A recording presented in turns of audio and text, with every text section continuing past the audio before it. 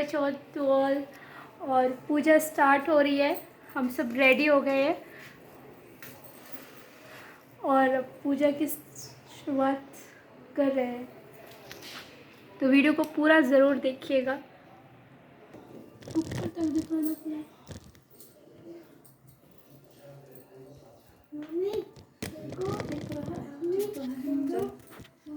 चलो करो करो, चढ़ाओ सब चीज।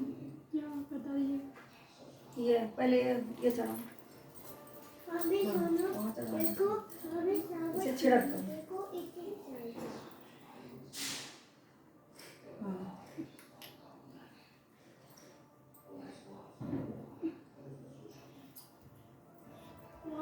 हाँ इमन चुप रहो है बाबू। सर पर 3 बार लगा लो। मम्मी देखो शाबाश। हाँ चढ़ा दो।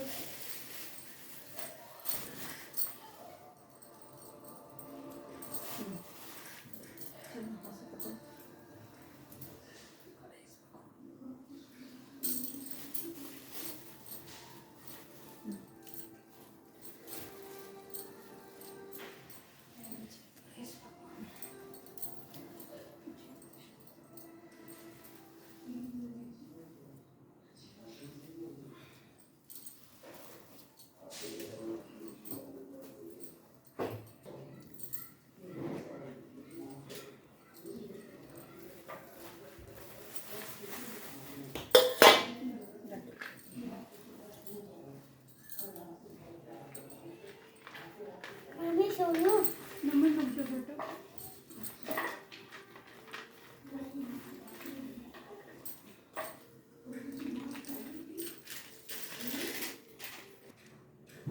बीच में रखी हुई ना, लंबी ना हो जाए।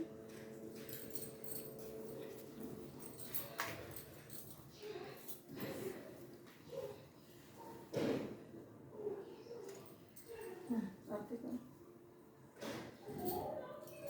बस कर दो।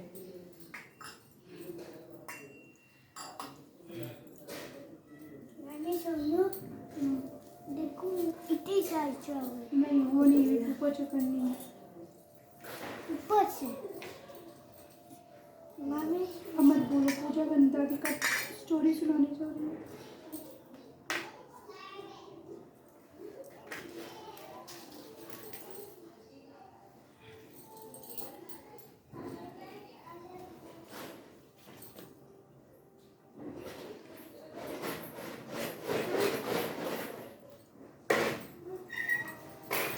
एक साहूकार था, उसके जिसके 7 बेटे और एक बेटी थी। सातों भाई बहन बैठकर भोजन करते थे। एक दिन कार्तिक की कृष्ण पक्ष की चौथ को व्रत आया तो भाई बोला कि बहन आओ भोजन करें। बहन बोली कि आज करवा चौथ का व्रत है, चांद उगने पर ही खाऊंगी। तब भाइयों ने सोचा कि चांद उगने तक बहन भूखी रहेगी। तो एक भाई ने दिया जलाया, दूसरे भाई ने छलनी लेकर उसे ढका और चला नकली चांद दिखाकर बहन से कहने लगा कि चल चांद आ गया है, वो अर्घ दे दे। बहन अपनी भाभीियों से कहने लगी चलो अर्घ दो। तो भाभियाँ बोली तुम्हारा चांद उगा होगा, हमारा चांद तो रात को आएगा।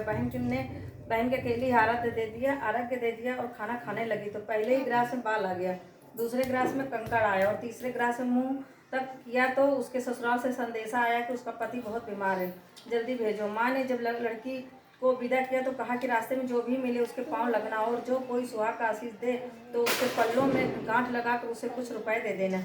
बहन जब भाइयों से विदा हुई तो रास्ते में जो भी मिला उसने यही आशीष दी कि तुम 7 भाइयों की बहन, तुम्हारे भाई सुखी रहे और तुम उनका सुख देखो। सुहाग का आशीष किसी ने भी नहीं दिया।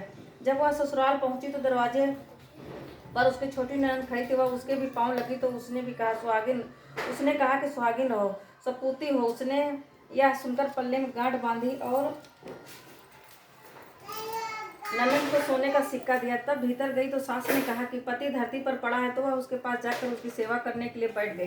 बाद में सास ने दासी के हाथ बची खुची रोटी भेज दी। इस प्रकार से समय बीतते बीतते मार्ग शीर्ष का चौथ आई तो चौथ माता बोली करवा ले भाइयों की प्यारी का बहन करवा ले। लेकिन जब उसे चौथ माता नहीं दिखलाई दी तो वह बोली हे माता, आपने मुझे उजाड़ा तो है तो आप ही मेरा उद्धार करोगी, आपको मेरा सुहाग देना पड़ेगा। तब उस सबने कहा वही तुम्हारा सुहाग वापस देंगे। पौष की चौथ आकर चली गई, माघ भी चली गई, फाल्गुन भी चली गई, चौथ बैसाख जेठ आषाढ़ और श्रावण भादों की सभी चौथ आई और यही कहकर चली गई कि आगे वाली को कहना। असोज को चौथ आई तो उसने बताया कि तुम पर कार्तिक की चौथ नाराज है, उसने तुम्हारा सुहाग लिया है, वही वापस कर सकती है। ये वही आएगी तो पाँव पकड़कर विनती करना। यह बताकर वह चली गई। जब कार्तिक की चौथ आई तो वह गुस्से में बोली, भाइयों की प्यारी करवा ले, दिन में चांद उगानी करवा ले, व्रत खंडन करने वाली करवा ले, भूखी करवा ले। तो यह सुनकर वह चौथ माता को देखकर उसके पाँव पकड़कर गिड़गिड़ाने लगी, हे चौथ माता, मेरा सुहाग तुम्हारी हाथों में है, आप ही मुझे सुहागिन करें। तो माता बोली, पापी हत्यारी, मेरे पाँव पकड़ कर क्यों बैठ गई? तब तो वह बोली कि तुम मुझसे भूल हो गई, उसे क्षमा कर देना। अब भूल नहीं करूंगी। चौथ माता ने प्रसन्न होकर आंखों से काजल, नाखूनों से मेहंदी और टीके से भी रोली लेकर छोटी उंगली से उसके आदमी पर छीटा दिया तो वह उठकर बैठ कर बोला कि आज मैं बहुत सोया। वह बोली, क्या सोए? मुझे तो 12 महीने हो गए, अब जाकर चौथ माता ने मेरा सुहाग लौटाया। तब उसने कहा कि जल्दी से माता का पूजन करो। जब माता की कहानी सुनी, करवा के पूजन किया तो प्रसाद खाकर दोनों पति पत्नी खेलने बैठ गए। नीचे से दासी आई, उसने दोनों को चप्पड़ पासे से खेलते देखा तो उसने सासू को जाकर बताया। तब से सारे गांव में यह बात प्रसिद्ध हो गई कि सब स्त्रियां चौथ व्रत करें तो सुहाग अटल रहेगा। इस तरह से साहूकार की बेटी का सुहाग उसी तरह से चौथ माता सबको सुहागिन रखे। यही करवा चौथ के उपवास की सनातन महिमा है। जय हो गए। अब सबका करोगे क्या? अति प्राचीन काल के जय गणेश जय गणेश देवा, माता जकी पार्वती पिता महादेवा, तू ही दंत दयावंत चार भुजाधारी, मस्तक सिंदूर सोई मूस की सवारी। जय गणेश देवा, माता जकी पार्वती पिता महादेवा, अंधन को माता जकी पार्वती पिता महादेवा।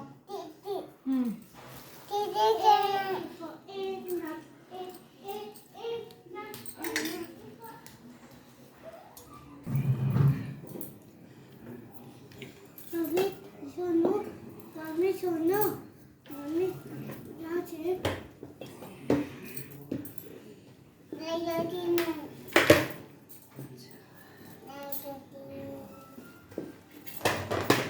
क्यों? तुम करो जैसे हम करें। वो लस्सी का लड़ा है। बी